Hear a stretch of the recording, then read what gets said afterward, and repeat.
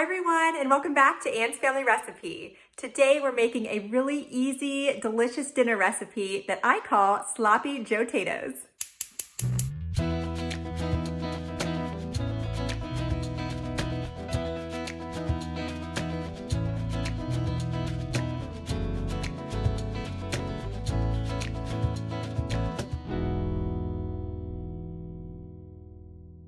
So today I'm going to share with you my barbecue sloppy joe recipe, but of course you could use your favorite recipe for sloppy joes. I just wanted to share this idea for putting your sloppy joe filling onto a baked potato. It's easy, it's a little different, and it's super delicious. Also, I'm just using regular russet potatoes today, but this would be really good on a baked sweet potato too, I think. Just kind of that sweet and savory barbecue sloppy joe sauce with the sweet potato too. So whatever kind of potato you want to do is fine. The cooking method would be the same. So let me show you how I make them. I'm starting by preparing my baked potatoes. I like to scrub my russet potatoes really well because I enjoy eating the skins. Then I line them up on a baking tray. I poked a few holes in the top of each potato with a fork. You could also use a little knife to make a slit in the top of each one just so some steam can escape while they're baking. And then I drizzled them each just with about a teaspoon of olive oil and rubbed it all over the surface of the potato. This helps the skin get crispy while it's baking. And then I sprinkled them liberally with some kosher salt. These baked at 400 degrees for about an hour, or until they were fork tender on the inside.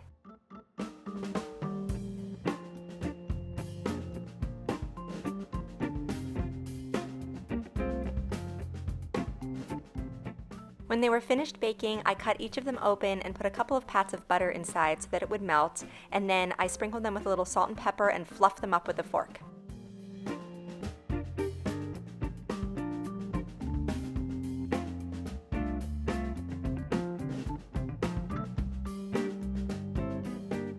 While the potatoes were baking, I prepared my barbecue sloppy joe filling. So I started by dicing up one small onion.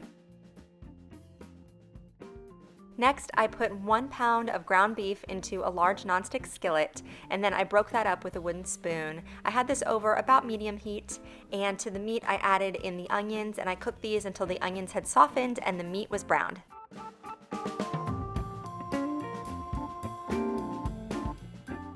Next, I drained the excess grease from my skillet, so I use my turkey baster to do this.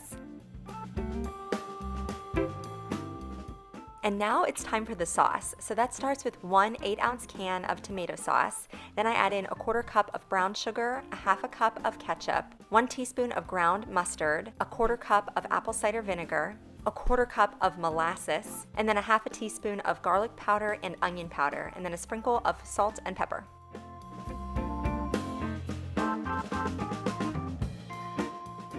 Lastly, I added a tablespoon of Worcestershire sauce and then stirred this all together. Then I covered this and allowed it to simmer over low heat for about 15 minutes.